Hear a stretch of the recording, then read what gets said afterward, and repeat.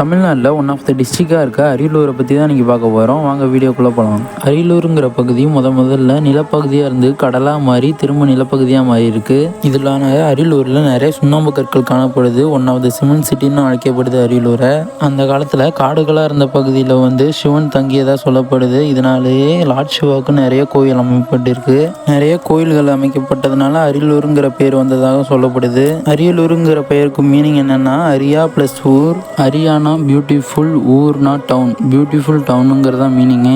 பல்லவாவோட நூற்றாண்டில் one of the richest சிட்டின்னு அழைக்கப்பட்டது அரியலூரை. சோழா நூற்றாண்டில் நிறைய கைத்தொழிலும் வணிகமும் நிறைய காணப்பட்டது. அது மட்டும் இல்லாமல் ராஜேந்திராவோட விக்டரியை பறைசாற்றும் விதமாக கங்கை கொண்ட சோழபுரத்தையும் அமைச்சாங்க. வெளிநாட்டு பறவைகள், உள்நாட்டு பறவைகள் நிறைந்து காணப்படும் கரவெட்டி பகுதியும் காணப்படுது. அது மட்டும் இல்லாமல் அரியலூரோட புதைப்படிவங்களை சேமித்து வைக்கிற இடமா வாரணவாசி திகழ்கிறது.